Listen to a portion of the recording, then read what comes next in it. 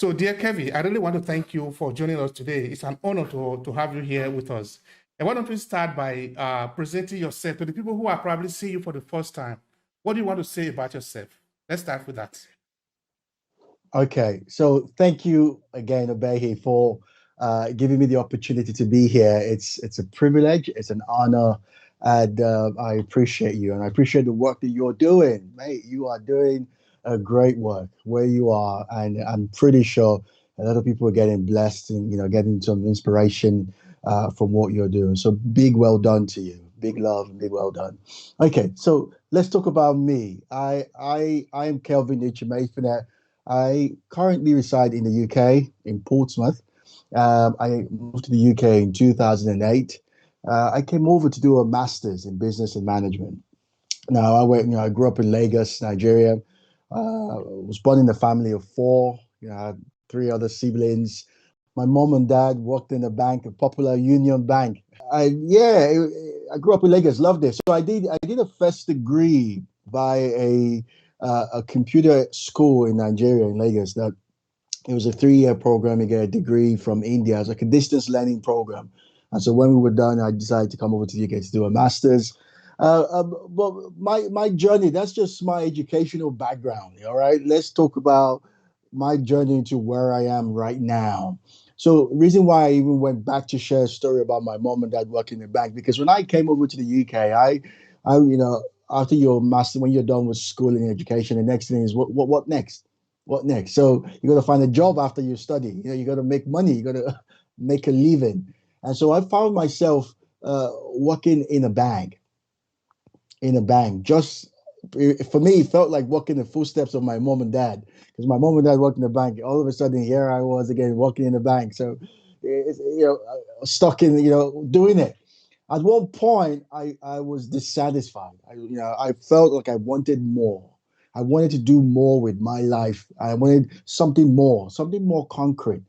The job I wasn't giving me enough satisfaction. I wanted something to be. I wanted to do something more. And there's always in the heart of men and women the desire for more. That calling. When we respond to it, we realize there's a lot more that we can do.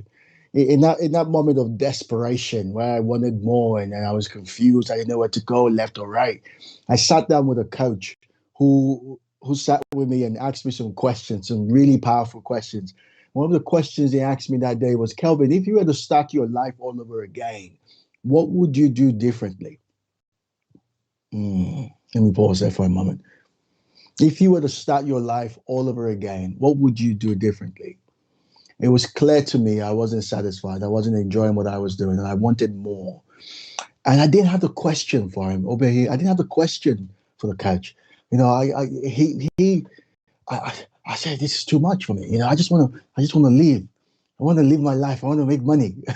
But money is what people usually go for, though. The typical Nigerian mentality. It's all about money, the money, the Oh money. yeah. So you were in the place Oh of yeah. making money. Why were you looking for something different? Educate me about that. Yeah, I don't know. It's weird though, because back in Nigeria, when I went to a boarding school, government college Ikorodu, for those who are listening, they probably know it, in Lagos.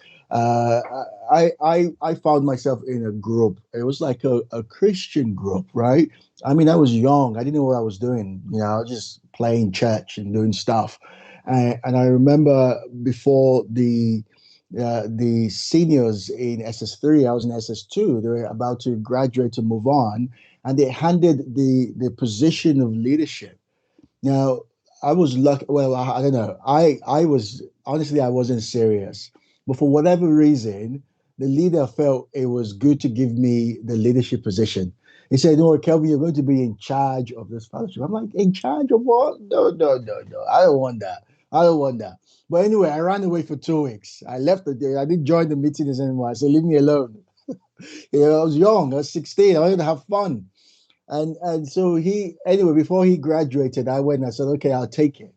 And so that was for me the beginning of my adventure onto the stage. And I found myself encouraging people. You might say I was preaching, but for me, it felt like I was motivating. I was encouraging people to move, to grow, to want more. And all of a sudden, 10 years after, this is me right here in the UK and sitting on a sofa in a nice house and listening to this coach, and he's asking me, Kevin, what do you want? And I remember I said, I like in my mind, I want to encourage people.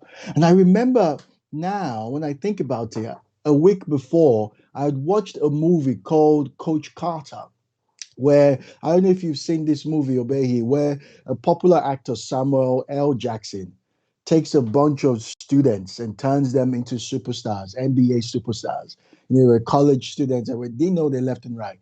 But he was a coach. He challenged them, he empowered them to believe in themselves. And when I think about it now, I wanted to be that man. I wanted to be the guy that says, get on, you could do it. Believe in yourself. Rise to the challenge, you know? And all of a sudden, here I was. I didn't know what I wanted to do with my I needed motivation. I needed inspiration in my own life. So when you ask me, you know, you're making money, but why do you want more? The reality is I just felt like I was just working the steps of my mom and dad, just doing the same thing. It was boring. It was I needed something more. I needed something that could wake me up in the morning with a full sense of excitement, something that could give my life a meaning and some significance. And for me, when I walked away and I started thinking about what I want to do, and all of a sudden the thought dropped into my heart, which is a life coach. And I could tell you honestly, I don't even know what life coaching was. I've never seen it before. I just knew I was sitting down with a coach, and you know, the coach happens to be my father-in-law, and we were having a great conversation one time. It's like, I see you walking up and down, Kev. What are you doing? And I looked, you know, I don't know, I don't know what I'm doing. And so for me, he's a business coach. I needed a life coach. I needed someone to inspire me, to motivate me. And so in that moment, I realized I'm going to study and find out what's about this life coaching thing. And then I stumbled into an ad on. I googled Obey. I brought my laptop and I typed in life coach, and the coaching academy in London came up and said, "Come and spend 2 days with us over the weekend, and we will show you what coaching is about. And if it's yours, if it's something you want, you can sign up for a diploma program." And I said, "Sure, yeah, I'll do it." So I went there and yeah, I like this. And so I signed up for the diploma program in 2014.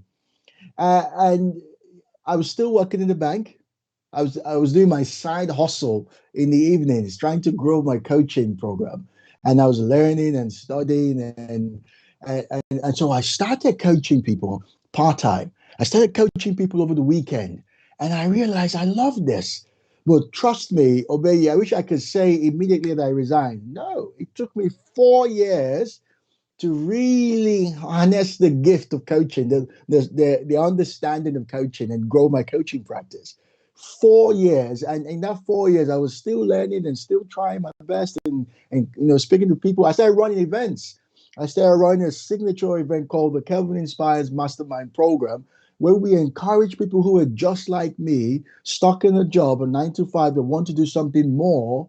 You know, people who just to encourage and inspire people to believe in themselves. You know, there's a lot of issues here. People, you know, talk about the people are stuck in the rut. People don't think bigger because of where they are. And so I decided to focus on that. So I ran loads of programs here in the city of Portsmouth.